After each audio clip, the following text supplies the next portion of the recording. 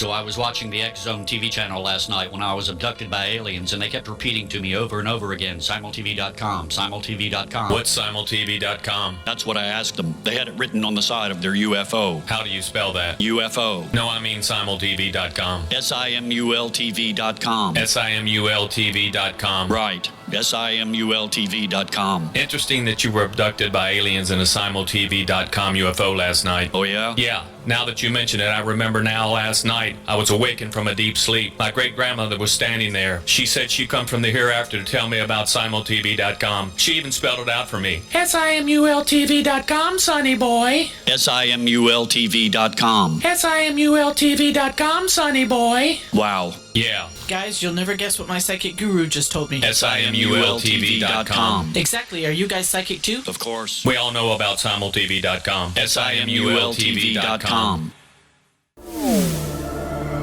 The X Zone Radio Show with Rob McConnell is largely an opinion talk show. All opinions, comments, or statements of fact expressed by Rob McConnell's guests are strictly their own and are not to be construed as those of the X Zone Radio Show or endorsed in any manner by Rob McConnell, Relmar McConnell Media Company, the X Zone Broadcast Network, its affiliated networks, stations, employees, or advertisers.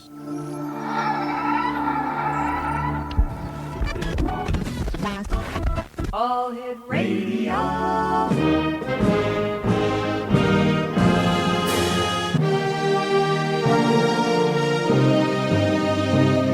Welcome to the X Zone, a place where fact is fiction and fiction is reality. Now, here's your host, Rob McConnell.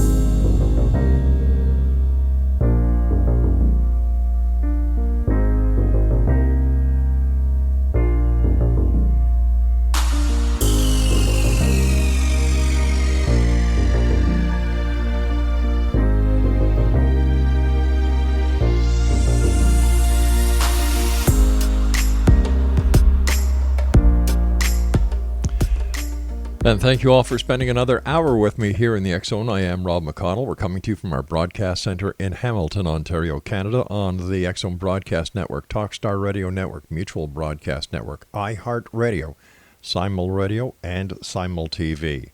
Now, if you'd like to send me an email, xzone@xzoneradiotv.com. If you'd like to check out the programming we have available for you 24/7, 365 on the X Zone Broadcast Network, just go to www.xzbn.net. And for the programming of the X Zone TV channel on Simul TV, which is channel 21, visit simultv.com. X Zone Nation, my guest this hour is Monk Yun Ro, and Yun Ro means soft cloud, has been called the new Alvin Watts, born Arthur Rosenfeld in the city of New York.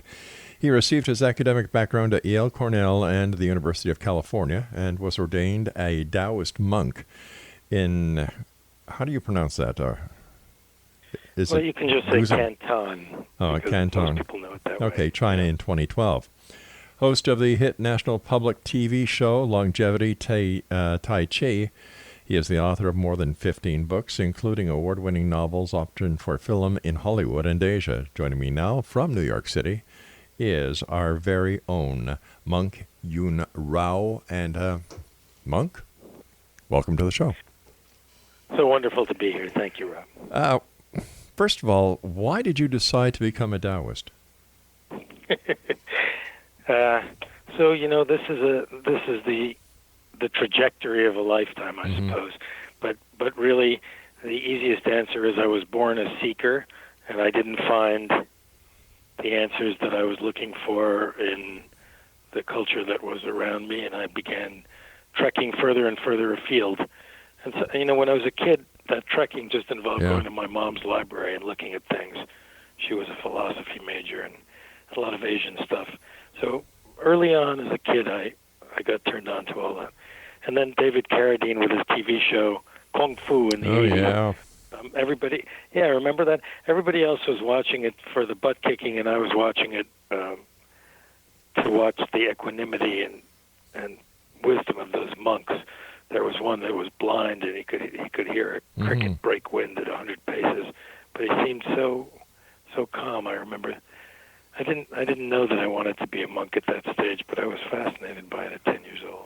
Oh, grasshopper! Anyway, Grasshopper! The fart of the Exactly. cricket means that you're way too close to his butthole. Yeah.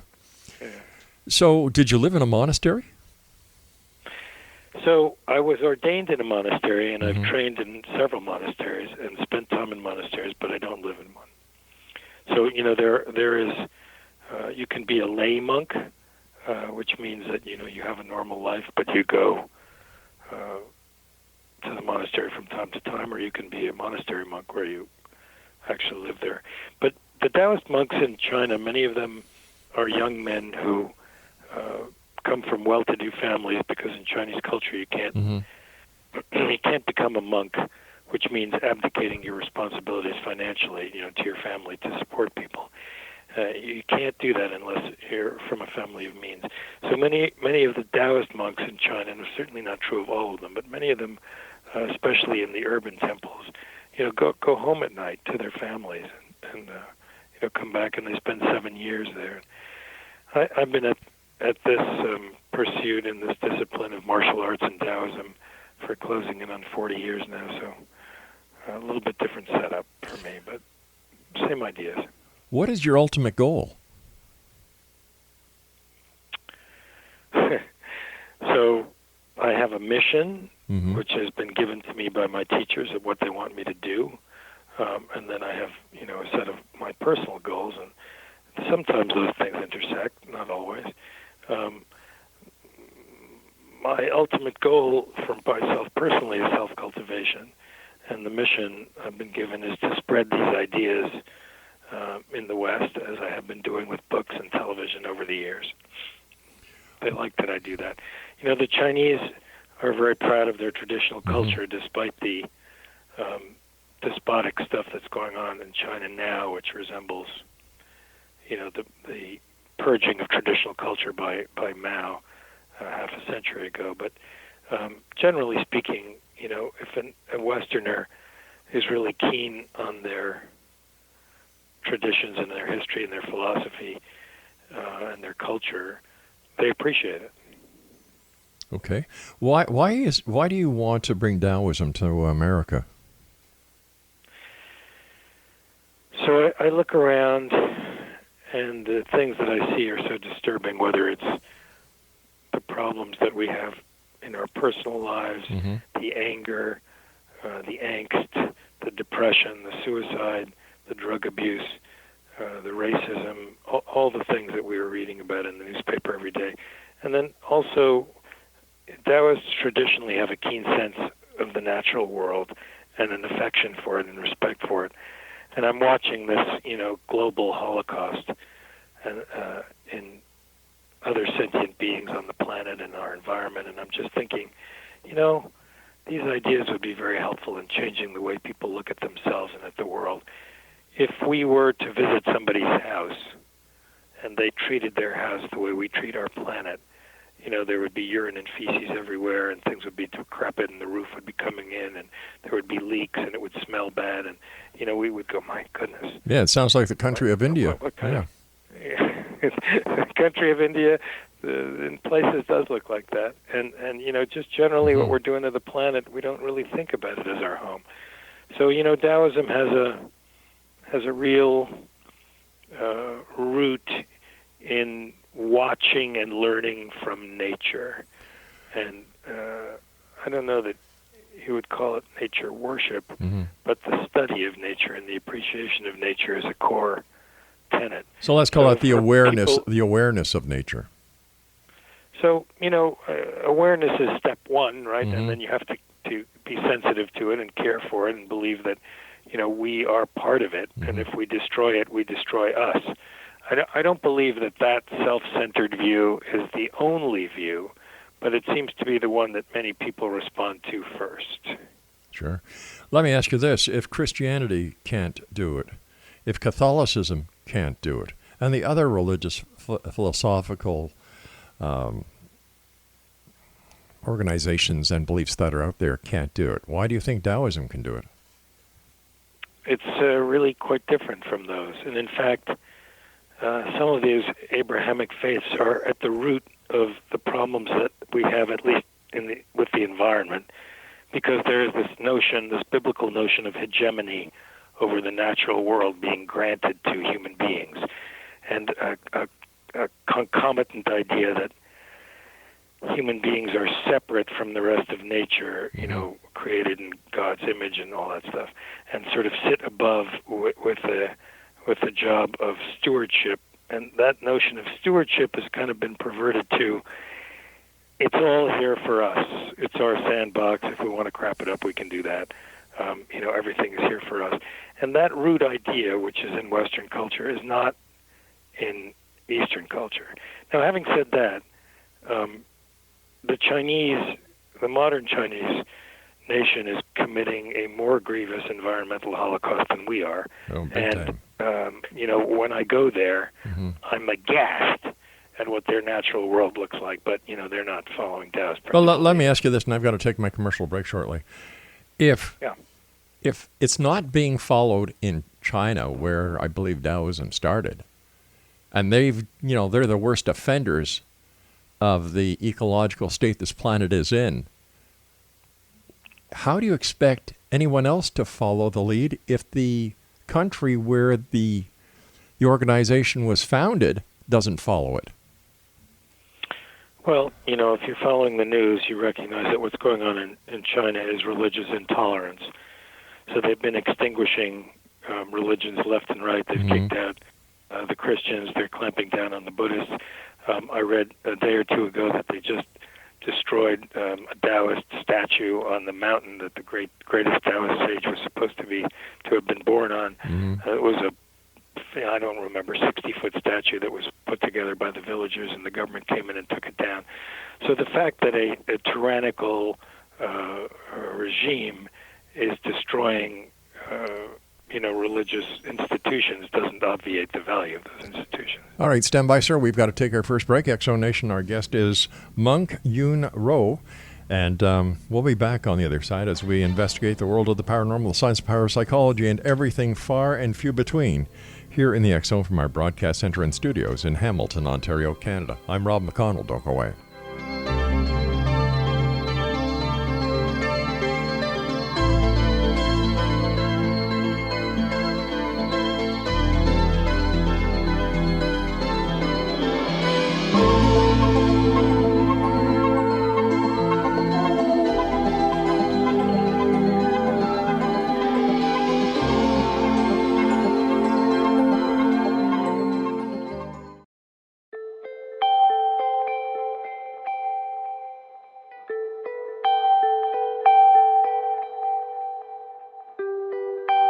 It's hard to listen to the news without realizing we're living in volatile, unprecedented times. Yet never has there been such an opportunity to transform the human condition. As old structures fail, where can we find the guidance to co-create a better way? Find Your Path Home is an ever-evolving, leading-edge information, education, and healing resource center designed to support and guide you on your path to unity and enlightenment. Based on sound principles employed by shamans worldwide, we provide techniques that can support you through the current transitions, offering online shamanic classes, international long-distance shamanic healing sessions, complimentary Mission Evolution radio episodes and Stairway to Heaven TV vignettes, seminars, retreats, and much more. All of this can be found on findyourpathhome.com.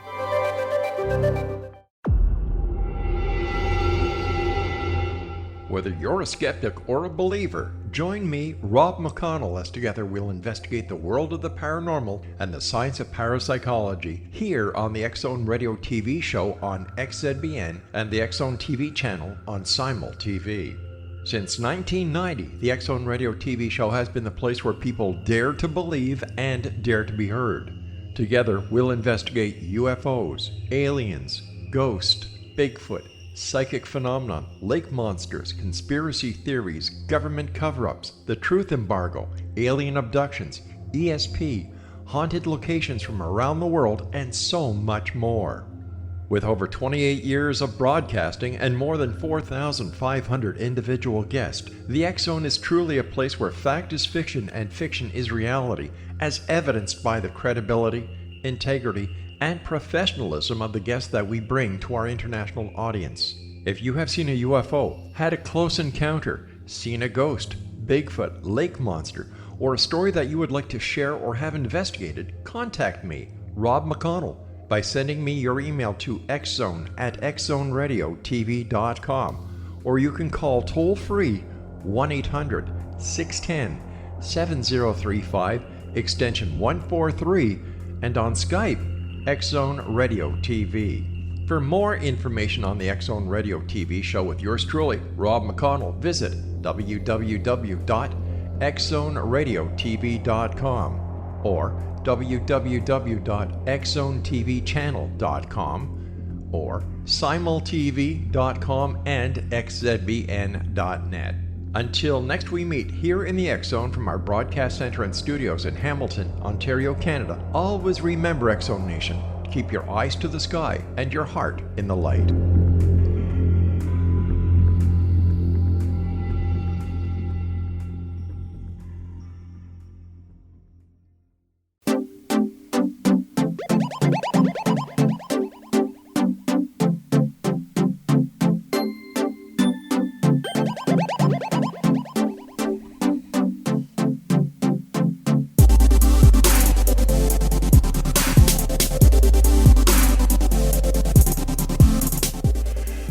And welcome back, everyone. This is the X Zone. I am Rob McConnell. Don't forget the X Chronicles newspaper is available now online with our compliments as it is each and every month at www.xchroniclesnewspaper.com, and we've been publishing it monthly since 1990. Our guest this hour is Monk Yun Ro, and he is in the city of New York, and he is a Taoist monk. And before I went to the break, you know, it seems ironic that the very place where Taoism started is the worst offender. And then you pointed out something very interesting, that the government, pulled down a Taoist statue.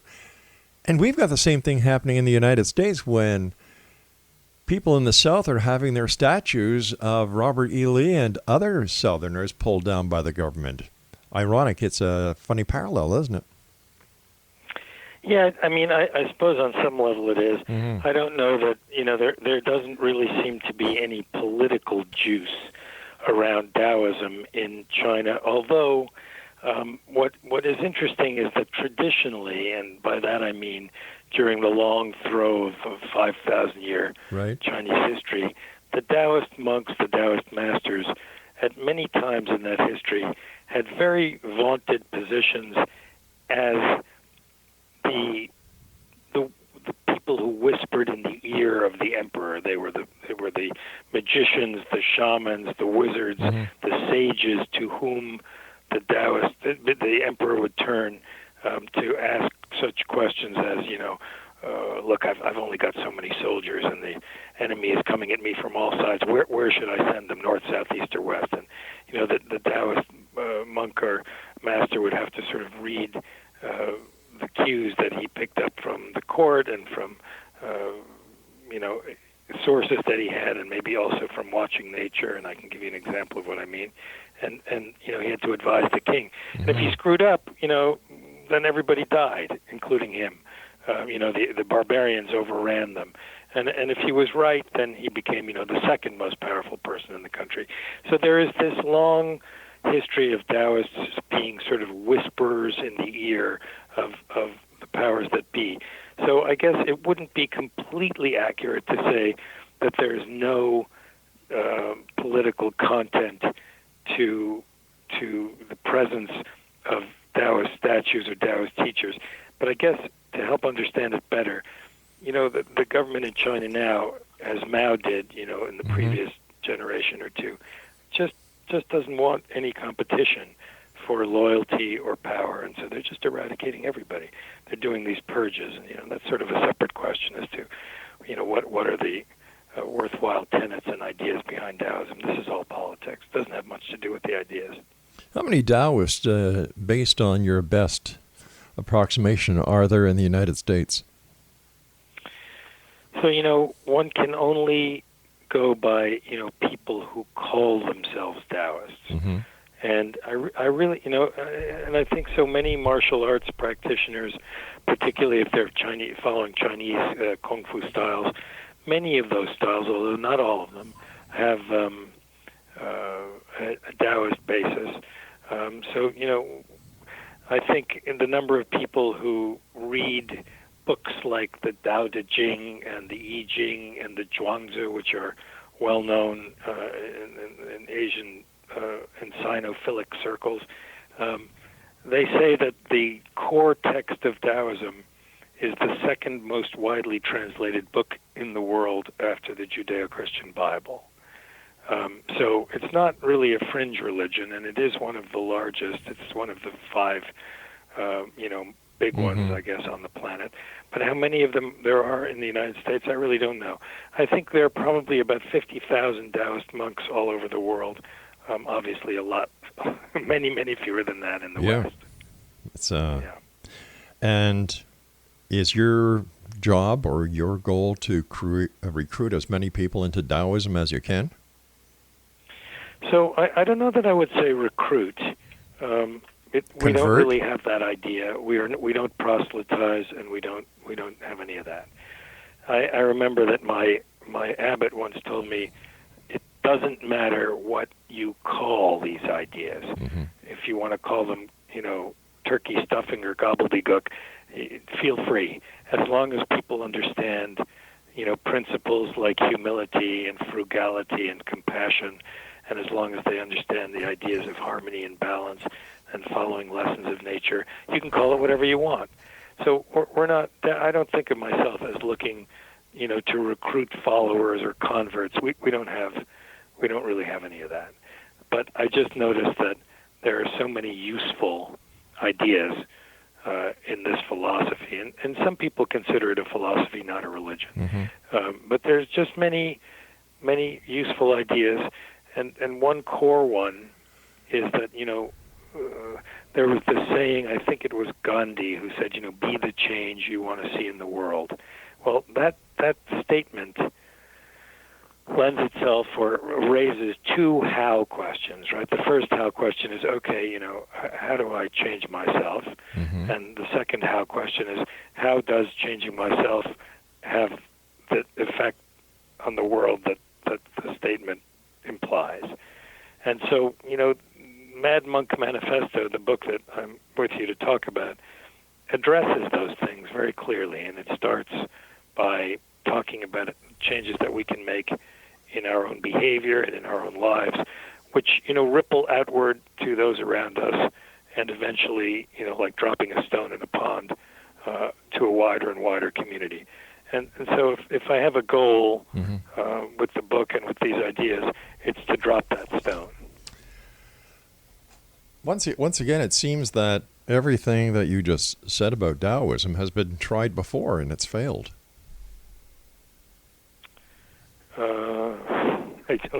I don't know why you say that. Give me an example. Christianity, Catholicism. Nothing. They didn't. They're what? They're not anything like Taoism. They're completely different ideas. How do you figure that? Well, they just don't have anything to do with each other.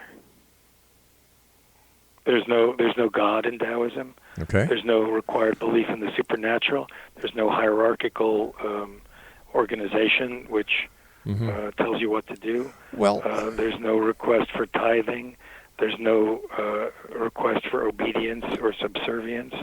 The entire thing is completely different. All right, but you still have the same goal as Catholicism, as Christianity does. You want to make this a better world. Have faith in each other, love, respect. The basic tenets of every philosophy is the same. So is this just another flash in the past, flash in the pan philosophy that kind of resonates with the New Agers because they're looking for something that they can wrap their heads around because they kind of don't understand how to fit into proper society? So I think that, there's a lot of loaded things that you just said. First of all, a religion or a philosophy that's 5,000 years old is anything but a flash in the pan. As far as New Agers go, sometimes I have sympathy for folks who are questing. I was one of them.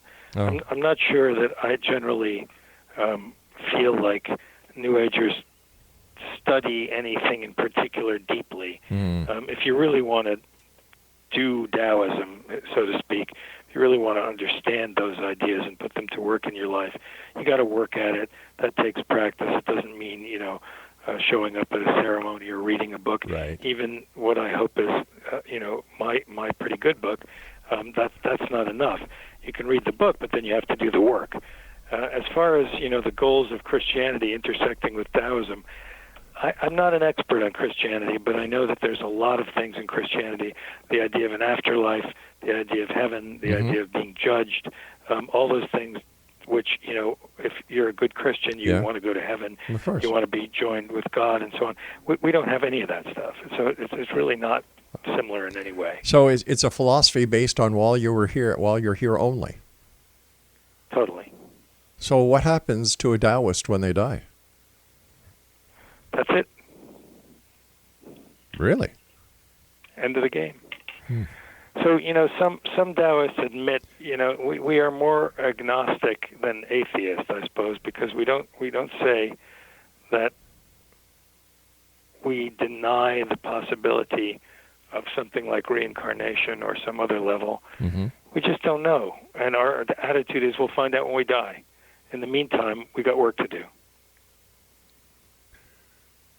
All right, you've got work to do. I can understand what the work is, but you're born, you die, that's it. I have a problem with that. So you want to make a good run of it with these ideas. You want to make a better world for yourself and the people you care about, and also for other living creatures on the planet. Oh, sure. I understand that fully, and I can appreciate that. You and I have to take our news break at the bottom of the hour. Please stand by. Exo Nation, our guest this hour is Monk Yoon Ro, and he is the author of Mad Monk Manifesto. And we'll be back on the other side of this break as we continue here in the Exxon from our broadcast center and studios in Hamilton, Ontario, Canada. Now, don't forget, Exo Nation, if you'd like to find out about the programming we have available for you 24/7, 365 on the Exxon Broadcast Network, go to www.xzbn.net. And to find out about the programming we have on the Exxon TV channel, which is channel 21 on Simul TV, www.simultv.com, with 139 million subscribers and growing.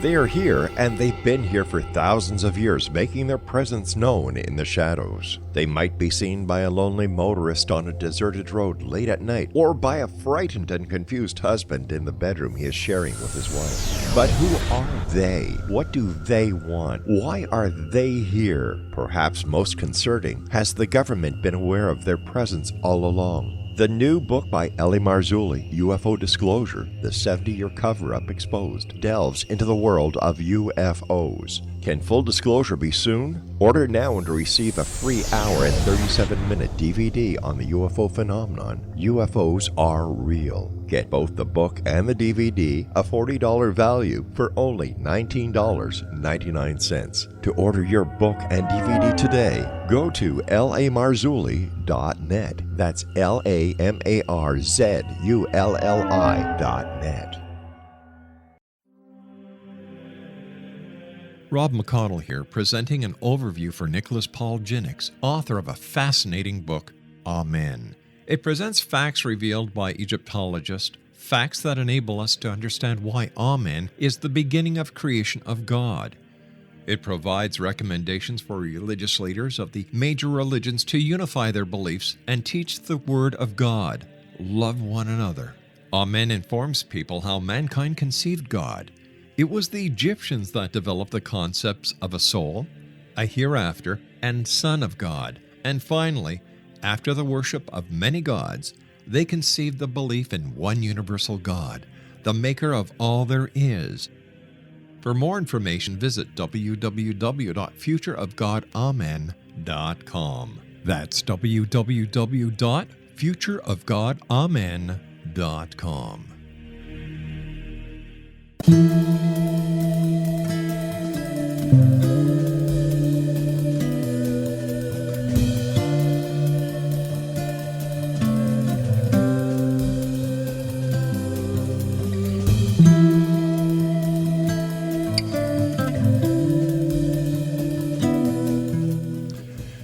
Exonation, our guest this hour is Monk Yoon Ro. He is the author of Mad Monk Manifesto. And where can people get copies of your book? So thanks for asking that, and also thank you for doing such a good job with my name. I keep seeing it. I keep listening to it butchered on these interviews I've been doing lately. So I give you 9 bows. I got a big smile on my face from our lively conversation and from your excellent pronunciation. So it's on Amazon, Mad Monk Manifesto. It's on the other online booksellers. It's in a Kindle form, an electronic form, ebook, and also paperback, and of course in local bookstores too. Why did you write your book, Monk? So I suppose I was stimulated by the events of 2016. I was watching the unfolding presidential debates, and I got riled up in a way that a monk isn't supposed to. And I started to put down ideas for my thoughts about things being said on both sides. And then later I watched more debates, and I started to add to these ideas. And at some point, I shared them with my literary agent, who said, "Listen, put aside the other things you're working on and flesh out this and make it into a book, because this is really good fun and important stuff." So I guess that's how it was born. It's not my usual way. I haven't written a manifesto before. Why did you change your name to a Taoist name? Well, I was given the name, and it's a lovely name. If you understand the meaning and the history behind it, it's really it's a great honor to me. And this is how I self-identify. Of course, my family and old friends from school, I don't walk around saying, "You can't call me Arthur anymore, you have to call me Yoon Ro." But out in the world, this is who I am, what I do. Do you dress like a Taoist monk? Sometimes. I have a variety of different robes for different occasions. The traditional one has a kind of a squared-off hat, which looks vaguely papal, but it's black, and black robes with a white collar, white leggings, flat black shoes. I wear them, but not every day. It depends on what I'm doing. I don't wear them to the gym. You talk a lot about anger in your book, even using the word mad in the title. Why do you think American people are so angry? I think I appreciate this question. I think that we are angry because so many of us feel that basic needs that we have, which are emotional and social primarily, are not being met. But we don't even realize that we're sort of caught in a system which is depriving us of these things: interactions with each other, appreciation for the work we do or the lives we lead. And so growing alienation leads us to do things like spend our time online on social media, or worse, in video games, where increasingly realistic VR is a viable and sometimes more attractive alternative than the drudgery or the alienation or the frustrations of our everyday lives. And I think it would be easy enough to say we need to toughen up, but I don't think it's. I mean, I do think that to some extent. Sure. But I don't think that's the primary thing. I think a lot of us are well-intended and work hard and want to enjoy our lives and have good relationships with other people, but we're kind of caught in a society that's lost its way. And so I think that those feelings fester in many people, and they make us angry. Whether it's watching, ridiculous things like reality TV shows with billionaires and their planes or their houses, and we think, what? I want a life like that, and how come, instead I'm working, 16 hours a day, and I'm driving a crappy car, and living in an apartment where I can't get any sleep because the neighbors are always yelling and screaming and banging on the walls. You've brought up several good points, but I must say that, number one, if people want change, they can make the change by entering the political arena. The majority of people talk a mean game, but they're really lazy when it comes to doing anything. They want you to solve their problems for you. And as far as the guy who sits in his apartment complaining because he's driving a car that is old or he can't stand the neighbors, why didn't he prevent, or why didn't he prepare himself properly when he was growing up to achieve his goals? Did he have any goals? Did he have any dreams? There's three sides to every story. I was taught by one of my criminology professors. There's his side, her side, and the truth. You never look at anything as if it's in two dimensions. You've got to look at the three-dimensional aspect of every situation. So I think, I like what you're saying. I actually say quite a bit of this in my book, but I want to give you a counterpoint to make our conversation more interesting. Yeah. I think that in general, what you say is true, but it also presumes a lot.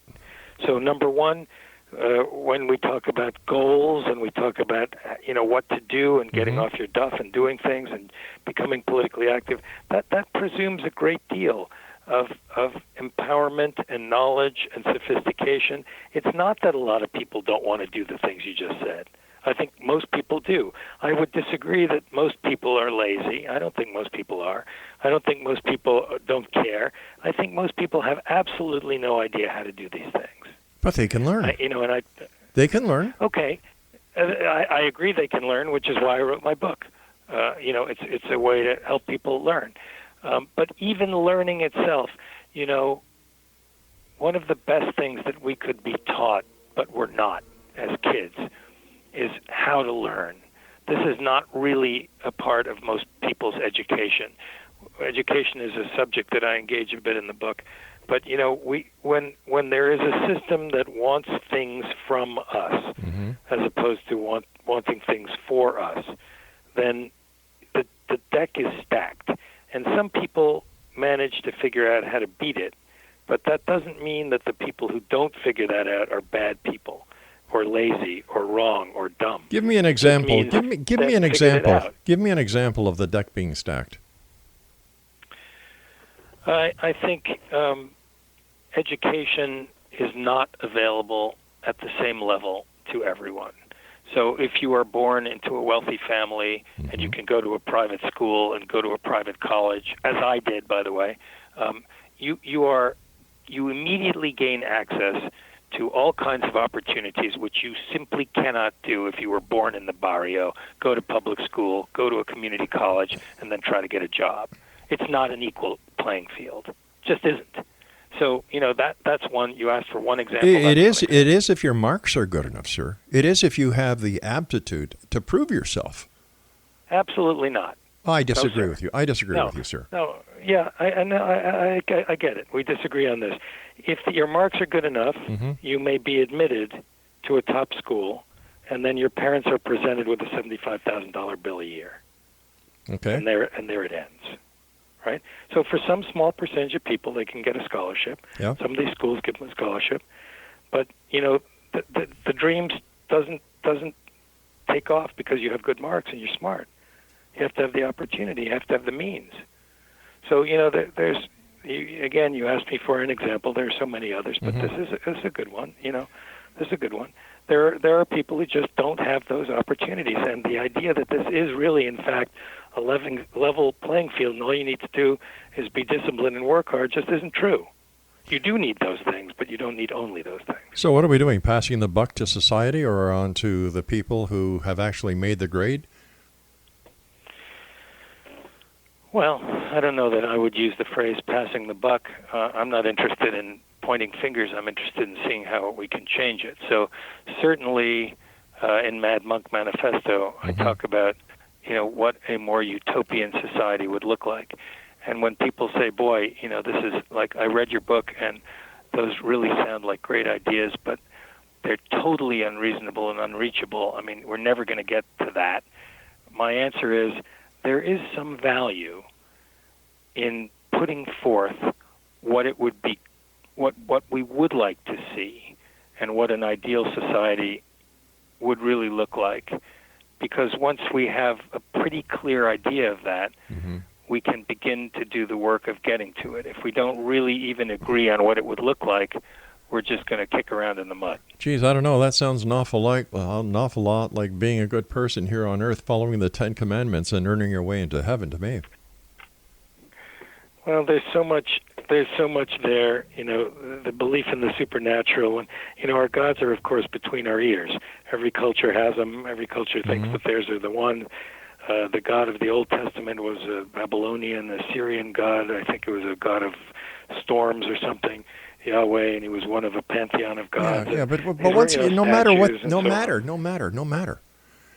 People have the right. People have the right to believe in who they want to believe in, what they want to believe in, and how they believe.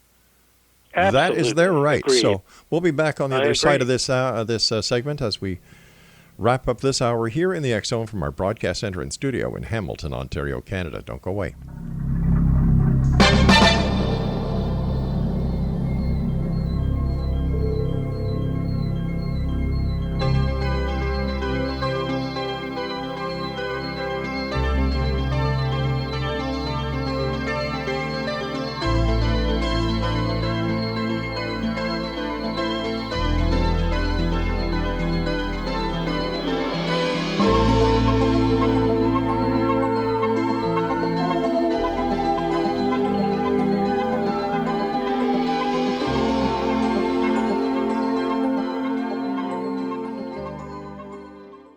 You have heard of the X Zone?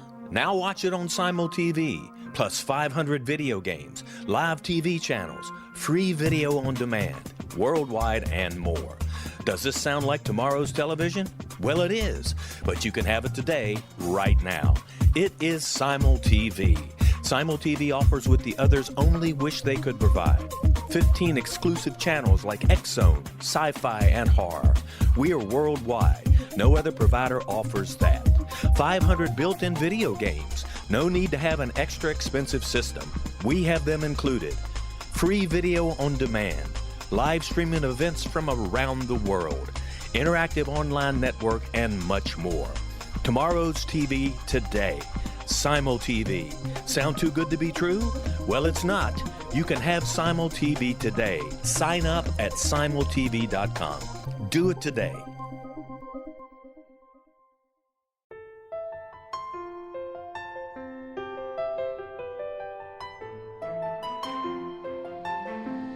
Path Home Shamanic Art School has just launched a new online series of classes, Galactic Shamanism, Art of the Ancients, Key to Tomorrow. In these classes, composed and taught by Path Home founder and director Gwilda Wiyaka, you'll learn practical shamanic skills to support your daily life, such as how to build a medicine wheel to access the power of the earth, perform a shamanic journey, create sacred space in which to live and work, empower your life with totem animals, elementals, and fairy folk, and learn the art of accurately reading signs and omens. These tried and true skills are the key to living a powerful, productive life. Visit us at findyourpathhome.com to see the ever-growing collection of classes and leading-edge information to support you during these times of uncertainty and transition. All can be found at findyourpathhome.com. They are here, and they've been here for thousands of years, making their presence known in the shadows. They might be seen by a lonely motorist on a deserted road late at night, or by a frightened and confused husband in the bedroom he is sharing with his wife. But who are they? What do they want? Why are they here? Perhaps most concerning, has the government been aware of their presence all along? The new book by Ellie Marzulli, UFO Disclosure, The 70-Year Cover-Up Exposed, delves into the world of UFOs. Can full disclosure be soon? Order now and receive a free hour and 37-minute DVD on the UFO phenomenon. UFOs are real. Get both the book and the DVD, a $40 value, for only $19.99. To order your book and DVD today, go to lamarzulli.net. That's LAMARZULLI.net.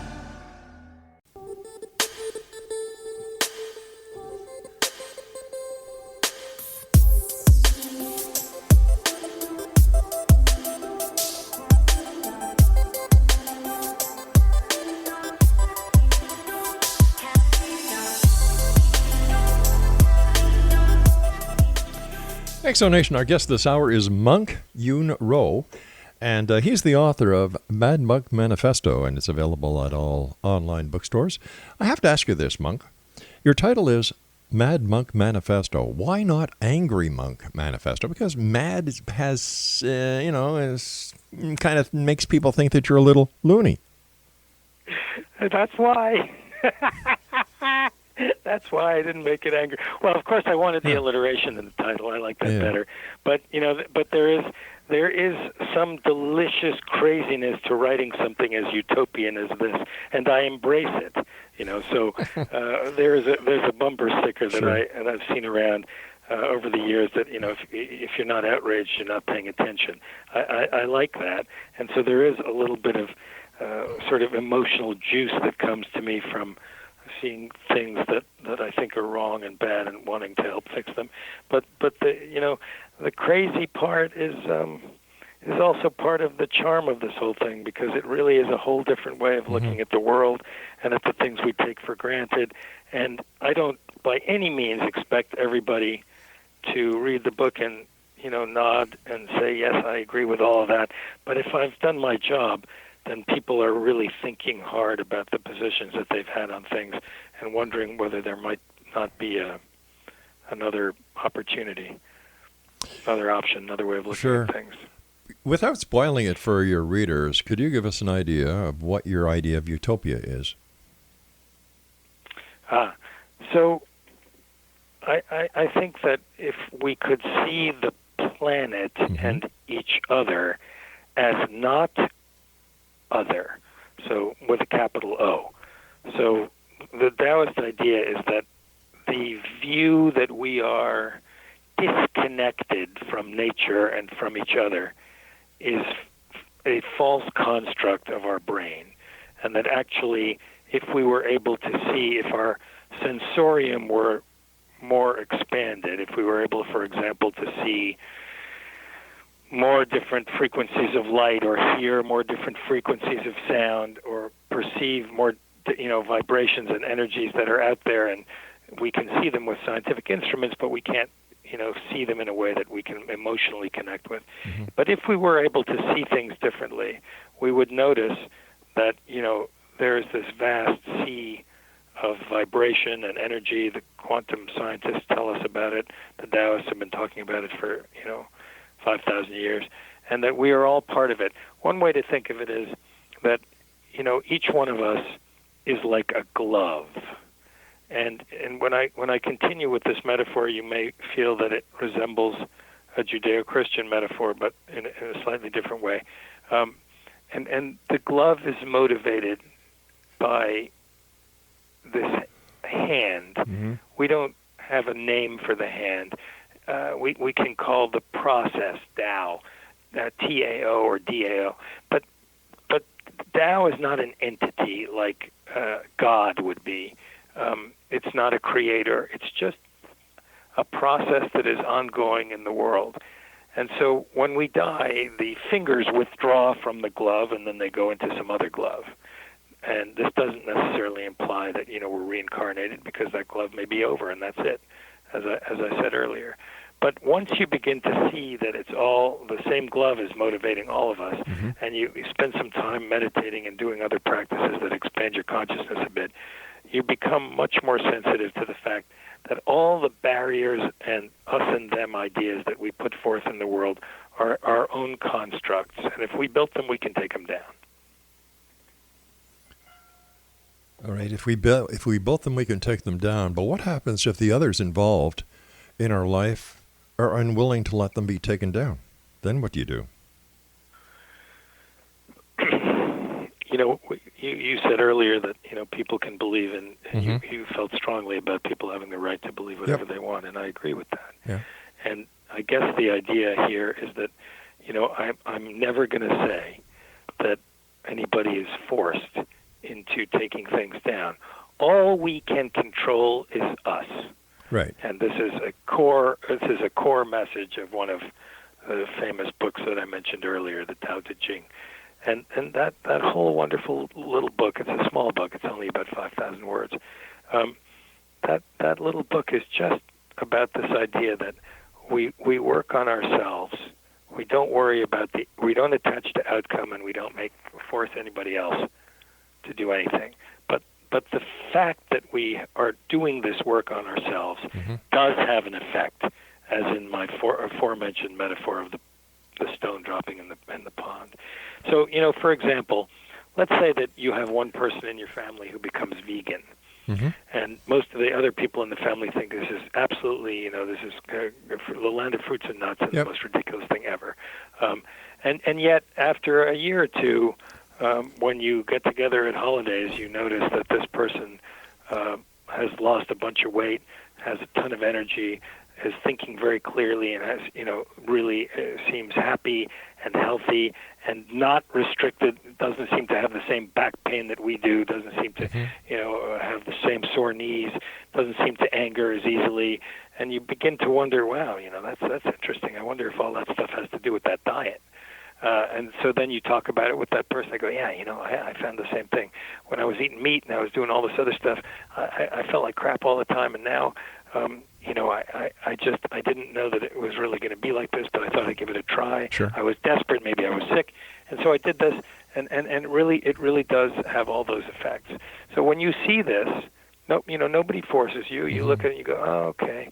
Maybe I'm going to try some moves in that direction. So, for example, I might stop eating chicken, or I might stop eating fish, or, just take one step at a time. And then if in your own experience you find that this also is making a positive change in your life, then you embrace it a little more. And then one day you find, wow, I'm vegan too, and I feel great.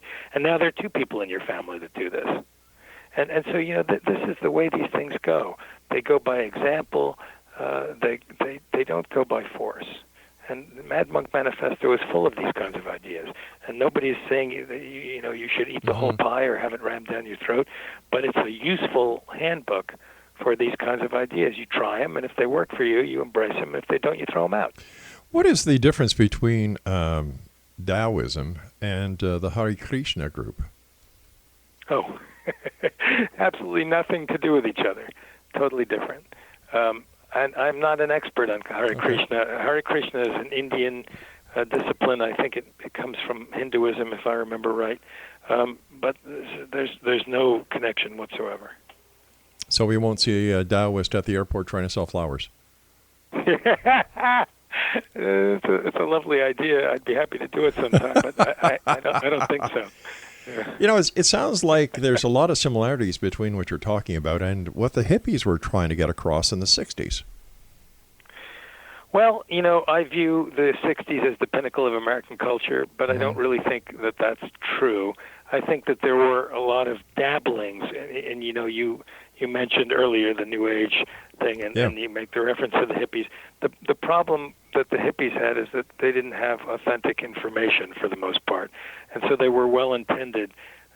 Taoism is actually quite a structured and disciplined science of mind. It's not granola and flowers at all. It's actually quite structured and disciplined, and it involves certain practices for your mind and body. And if you embrace them and take it seriously, you get a very nice result for your health and for your peace of mind.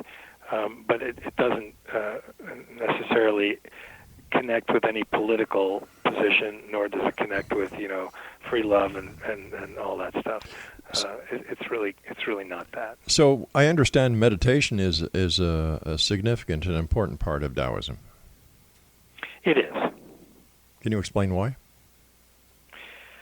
So the number one thing, if you have any spiritual interest in if you have an interest in spiritual things at all in your life, in other words, something that is beyond the material world or something that is beyond what you think you know about how things work. Sure.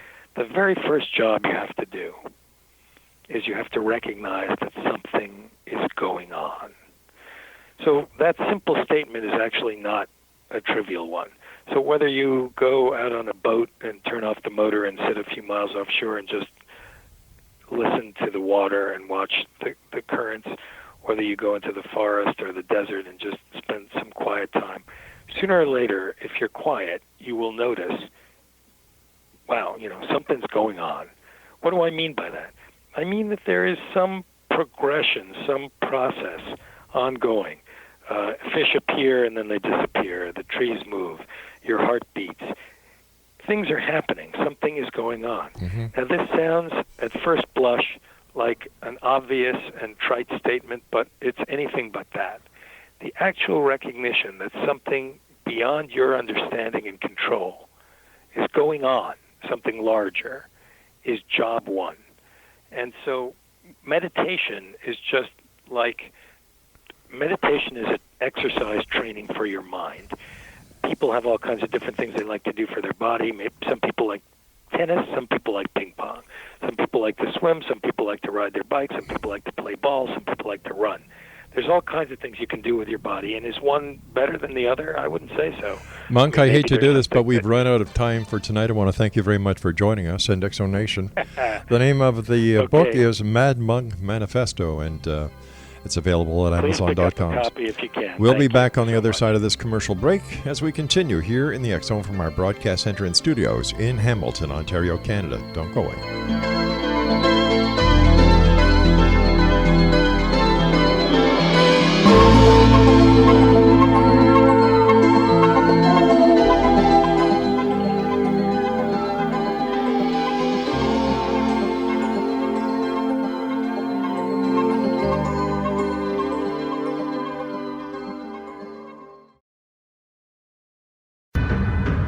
If you are looking for a safe, zero-calorie, natural option to the harmful artificial sweeteners on the market today, Just Like Sugar is what you're looking for. Just Like Sugar is a wonderful natural alternative for those health-conscious people who choose a calorie-restricted diet with a great, pure, sweet flavor that tastes just like sugar. Just Like Sugar is a great natural option for people suffering from diabetes and may be useful in restricted diet programs where standard sugars are not allowed and does not cause a laxative effect of some other sweeteners.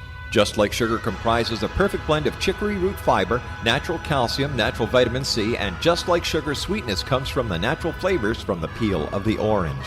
Just Like Sugar is a natural alternative to harmful artificial sweeteners and will change the way that you believe all natural sweetener products taste. Just Like Sugar is available at your local Whole Foods markets, Wild Oats markets, Henry's, Sun Harvest, and many other fine natural food stores in the U.S., Canada, and worldwide. You have heard of the X Zone? Now watch it on Simul TV, plus 500 video games, live TV channels, free video on demand, worldwide, and more. Does this sound like tomorrow's television? Well, it is, but you can have it today, right now. It is Simul TV. Simul TV offers what the others only wish they could provide. 15 exclusive channels like X Zone, Sci-Fi, and Horror. We are worldwide. No other provider offers that. 500 built-in video games. No need to have an extra expensive system. We have them included. Free video on demand. Live streaming events from around the world. Interactive online network, and much more. Tomorrow's TV today. Simul TV. Sound too good to be true? Well, it's not. You can have Simul TV today. Sign up at simultv.com. Do it today.